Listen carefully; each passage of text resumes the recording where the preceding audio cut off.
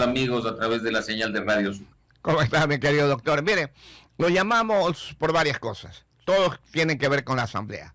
¿Cuál va a ser la posición ahora del presidente? La pregunta sencilla, ¿va a pasar por el Ministerio de la Ley va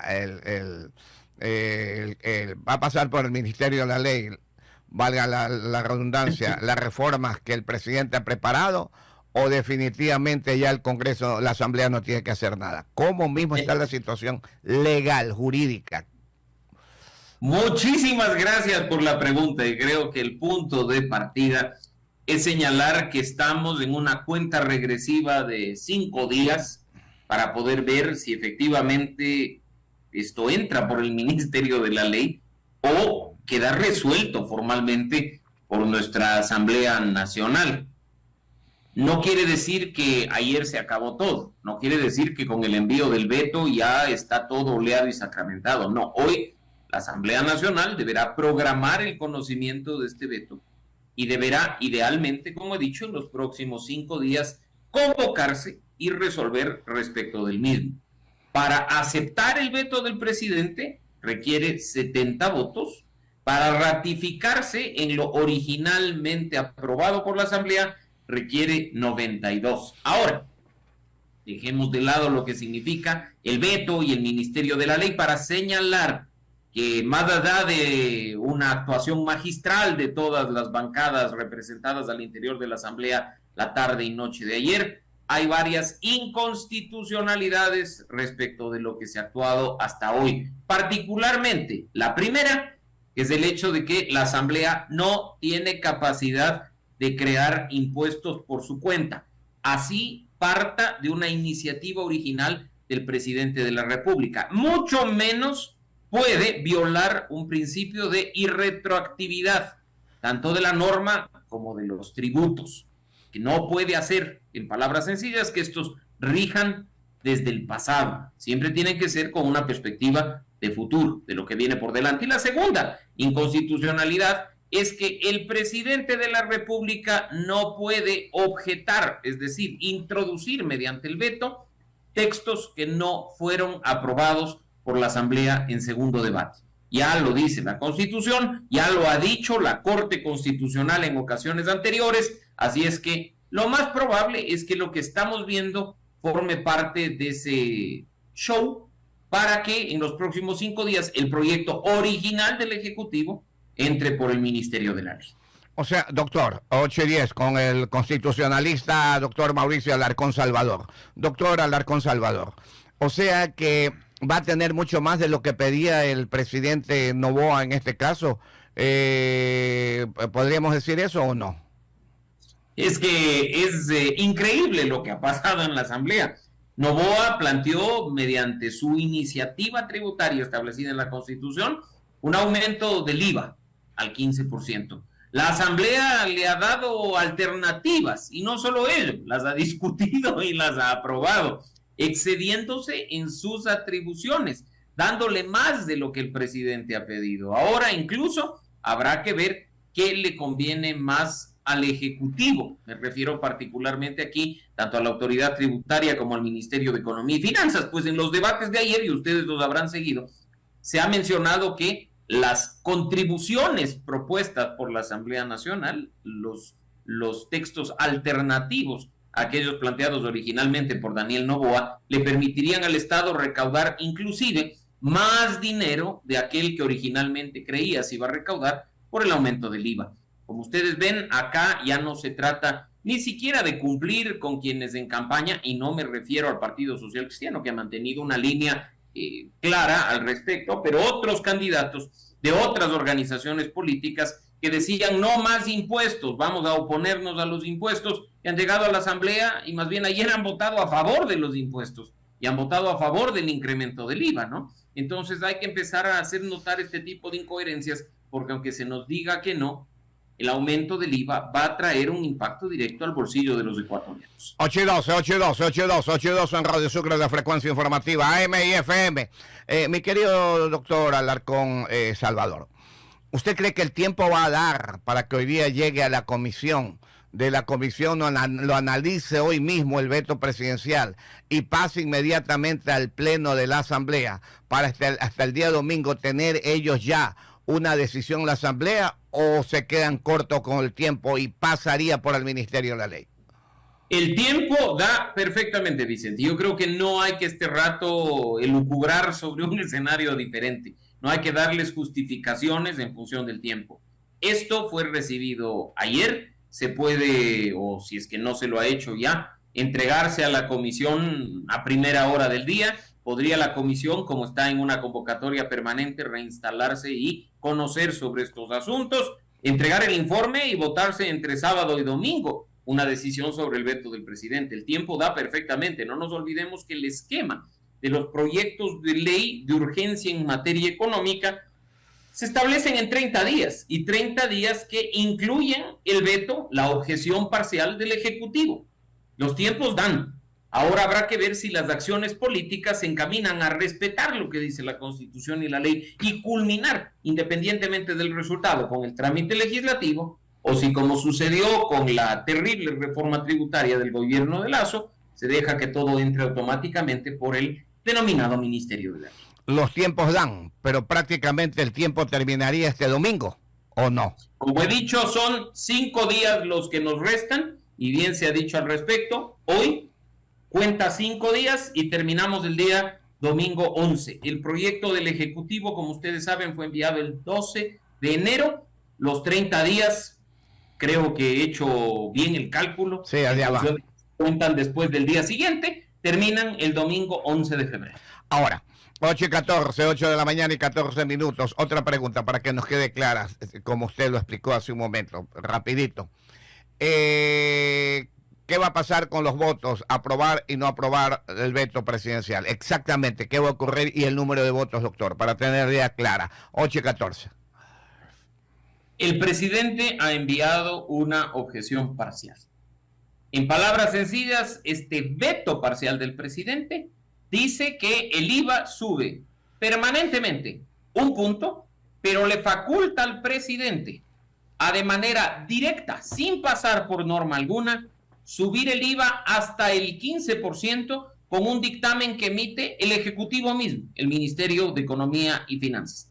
Ese veto, más allá de lo mencionado en este momento, minutos atrás, en cuanto a su constitucionalidad o inconstitucionalidad, será tramitado al interior de la comisión. Saldrá un informe que recomiende acogerse o rechazar el veto, y pues en el pleno de la Asamblea tendremos probablemente las dos mociones. Para aceptar el veto del presidente se requiere una mayoría absoluta de la mitad más 1 de los integrantes de la Asamblea, 70 votos. Para mantenerse con lo originalmente aprobado y rechazar la iniciativa del presidente de la República, se requiere una mayoría calificada, que en este caso son 92 votos. Incluso ya de forma fáctica, Vicente, si revisamos lo sucedido la tarde de ayer en la Asamblea, veremos que es prácticamente imposible conseguir esos 92 votos que se opongan a lo propuesto por el Ejecutivo. Sin embargo, sabemos que, como se dice en política y en Ecuador, es posible hasta tostar granizo. Hay que esperar y ver si se instala esta sesión y si efectivamente dentro de los 30 días le dan al país una respuesta como corresponde de este proyecto de ley urgente en materia económica. Con su experiencia y todo lo que ha visto y estamos viendo, 8:16, ¿va al 15% o no? Todo parece indicar que sí, así es que creo que algunos ya tenemos que hacernos al dolor de que el IVA subirá en los próximos días y que tendremos que asumir de nuestro bolsillo la incompetencia y la incapacidad de los gobiernos que no han sabido estar a la altura de las crisis económicas de los últimos años. Ok, mi querido doctor, el licenciado Luis Varela le tiene preguntas. 8:16, estamos conversando con el doctor Mauricio Alarcón Salvador, analista político y también presidente de la Fundación Ciudadana y Desarrollo, licenciado. Mi querido doctor Alarcón, ¿qué va a pasar con la resolución de la Asamblea que también pide la colaboración de la banca esa aprobación por parte de la Asamblea? ¿En qué queda? ¿En qué aspecto, en qué segmento queda dentro de esta figura jurídica? A ver, partamos de lo mencionado hace un momento. Los impuestos rigen a futuro. Los impuestos no pueden regir hacia atrás. Las contribuciones que se pueda poner a la banca pueden tener un asidero legal, una reforma normativa como la que estamos viendo, pero tienen que regir de aquí en adelante. Es decir, podría gravarse las utilidades o los resultados del ejercicio económico 2024 de la banca. No lo de 2023, no lo anterior. Y ahora, pues, no creo que sea óptimo en las condiciones de usar el argumento de que la banca ha obtenido muchos recursos en el último tiempo y que pues está económicamente más sólida que nunca y demás para echar mano de esos recursos, que sabemos desde el sector privado no afectarán ni a los dueños de los bancos, ni a sus accionistas, ni a su estructura, sino que terminarán afectando, como en todo, en caso de impuestos, al cliente, al ciudadano común, al beneficiario final. Así es que veamos efectivamente, insisto, qué ocurre y en función de lo que se ponga en vigencia, poder analizar ya de manera más pormenorizada el impacto que esto tenga con la ciudadanía. Aprovechando su presencia, doctor Alarcón, en el tema de la decisión que ha tomado también la Corte Constitucional de aprobar 4 preguntas más dentro del tema de la consulta popular, ¿cómo quedaría la figura ahí, doctor? Tenemos un Frankenstein en este momento, Luis, y creo que eso hay que tenerlo en cuenta. De las 20 preguntas originales, una la quitó el Ejecutivo, 9 las mochó la Corte Constitucional, se dijo que 10 estaban en vigencia y pues de estas 4, dentro de esas 10 necesitaban este dictamen complementario que se ha emitido la tarde de ayer, pero si vemos el resultado final, deja a medias la intención del Ejecutivo. Creo que en un sentido de responsabilidad con el país debería analizarse a la interna la pertinencia de continuar con una consulta bajo estos términos, por lo que implica económicamente para el país y por el resultado que efectivamente le dé un resultado favorable, esperando que sí. Y quizá, no sé, pues reestructurarla, meter temas que son importantes a propósito de la crisis en el sector justicia o de otros temas trascendentales para la vida nacional, ¿no? Lo cierto es que con los tiempos que estamos, se cae aquello que se decía, que el 10 de marzo íbamos a estar los ecuatorianos en las urnas votando por una consulta popular. Eso en este momento es imposible y más bien no hay que perder de vista, Vicente, Luis y amigos, que a finales de 2023 la Asamblea Nacional aprobó ya un cambio a la Constitución para que las Fuerzas Armadas puedan complementar el trabajo de la Policía Nacional en materia de seguridad interna, y ese referendo ratificatorio de lo actuado por la Asamblea debió haberse dado este mes. En un sentido de economía, la autoridad electoral, el Consejo Nacional Electoral, ha querido esperar a ver qué pasa con la consulta, pero lo cierto es que con una pregunta, o con 11, o con 20, o con las que sea, los ecuatorianos a mitad de 2024 tendremos que acudir nuevamente a las urnas para pronunciarnos sobre algo. Y con el objetivo que persigue el presidente Noboa respecto al proyecto de ley para enfrentar el conflicto armado, mi querido doctor, es conseguir dinero, recursos, que es lo más importante porque el tiempo apremia y nuestras Fuerzas Armadas tienen que tener ya claro la película en cuanto al presupuesto para enfrentar al narcoterrorismo. Y una de las sugerencias, según los entendidos en materia, sería que el presidente Daniel Noboa ya definitivamente tome el tema del tema de no explotar el Yasuní, el petróleo del ITT, doctor, que generaría más de $1.000 millones. Luis, a eso me refería con el hecho de meter preguntas con temas más trascendentales, entre ellos que tiene que ver con el Yasuní. En derecho las cosas se deshacen como se hacen, y no vamos a usar el tema del Yasuní, pero ya se nos ha dicho, por ejemplo, que si quisiéramos que en Quito regresen las corridas de toros, tendríamos que hacer una consulta popular para echar atrás el resultado de la consulta del 2011.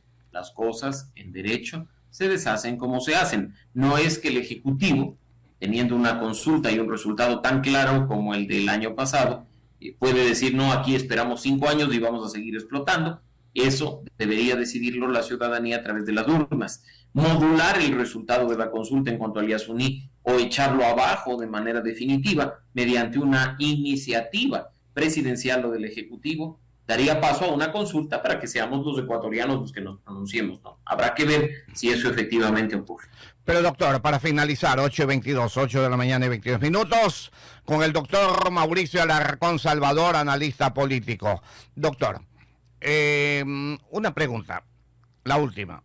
¿Por qué la respuesta de una consulta popular tiene que pasar a la Asamblea para que ésta la ratifique o la niegue? Si se supone que el pueblo es la última palabra, ¿por qué tiene que pasar por otro filtro a ver si pasa o no pasa? A ver, porque así está establecido en definitiva por las normas constitucionales, Vicente, y creo que es sensato que para ciertos temas existan filtros, para que ciertos temas a manera de candados constitucionales o a manera de medidas de contención puedan ir superando etapas, ¿no? Entonces creo que eso no es un asunto exclusivo de Ecuador, es un asunto que está vigente en todo el mundo, en América Latina inclusive, y que pues en ese sentido se tiene que respetar en el marco del Estado de Derecho, aunque mucha gente a veces cree que estos filtros son innecesarios o que estos filtros y estos pronunciamientos o etapas previas son inconvenientes porque deberíamos ir de manera directa. Lo cierto es que respetando el Estado de Derecho hay que hacer aquello que la norma nos permite y hay que ejecutar aquello que la norma nos manda. Y en este caso hay algunos temas que son mandatorios, por lo cual las instituciones tienen que intervenir en cada una de las partes. Si es así, definitivamente, ¿para qué la consulta? Simplemente vaya a la Asamblea o al Congreso. Porque en este caso, y estoy totalmente de acuerdo, hay temas que pueden tramitarse, Vicente, de manera directa con la Asamblea. Hay otros de los planteados, y así lo ha dicho la consulta popular, que podrían ir a la Asamblea, pero que necesitan que la ciudadanía los ratifique, y hay otros que sí pueden preguntarse de manera directa a los ecuatorianos. Si tú revisas particularmente el dictamen primero de la Corte Constitucional, el que dijo estas 9 preguntas no van, la Corte le está diciendo al Ejecutivo, mire, es absurdo, por ejemplo, que usted le pregunte a los ecuatorianos sobre competencias que ya están establecidas en la Constitución.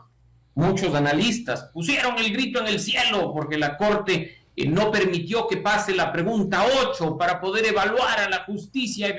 Perdón, la pregunta lo que decía es, ¿quiere usted que el Consejo de la Judicatura evalúe a jueces y fiscales? ¿Quiere que la Contraloría revise sus declaraciones patrimoniales?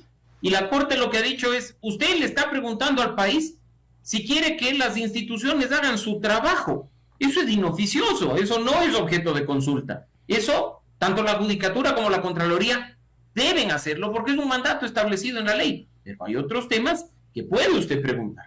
Hay otros temas que pueden ir o deben ir a la Asamblea Nacional para que al final sea la gente la que los ratifique. Así es que, en este caso, modificaciones constitucionales, puestas en vigencia de textos o reformas normativos, o incluso preguntas abiertas que después se plasmen en cambios normativos, demandan la intervención de la ciudadanía si es que así el Ejecutivo lo quiere. Ok, mi querido doctor, le queríamos hacer una última pregunta, pero rapidito, se nos vino el tiempo. A las 8:30 tenemos el juego de las noticias. ¿Está de acuerdo que se suba el número de asambleístas? Legalmente sabemos que posiblemente nos va a decir sí, pero ¿usted cree que se debería subir? Yo creo que en las condiciones actuales, con 137 tendríamos suficiente. Incluso, quizá con unos 120 podríamos salir adelante. Cualquier tipo de reforma vinculada a la reducción de la Asamblea Nacional debe hacerse bajo los parámetros que están establecidos tanto en la norma como en la Corte Constitucional a propósito de dictámenes como el de la consulta popular del año pasado, Vicente. Pero debo dejar en claro que probablemente los problemas que se han vivido en la Asamblea Nacional, no necesariamente durante este problema, no son líos de cantidad, sino de calidad. Puedes tener 10, que si son malos el trabajo será un desastre, o puedes tener 500, que si son buenos los resultados serán positivos. Lo mismo que ocurre a la inversa. Si tienes 137 malos, si tienes 150 malos, es irrelevante la cantidad. Todo radica en la calidad de su trabajo. Y ahí es donde ustedes y nosotros tenemos que intervenir, en el sentido de vigilar lo que hacen, lo que proponen, cómo actúan, su coherencia o incluso su capacidad de mantenerse durante un periodo de tiempo en una misma organización política para no estar de saltimbanquis entre una y otra, en función de sus intereses. Le agradecemos infinitamente, mi querido doctor, nos haya atendido esta mañana. En otro momento lo volvemos a molestar al doctor Mauricio Alarcón Salvador, analista político y director ejecutivo de la Fundación Ciudadana y Desarrollo. Muchas gracias, doctor. Gracias a ustedes, un gran abrazo, Vicente, Luis y amigos, y pues que no esperemos mucho para volver a estar aquí en Radio Sucre con ustedes. Muchas gracias, doctor.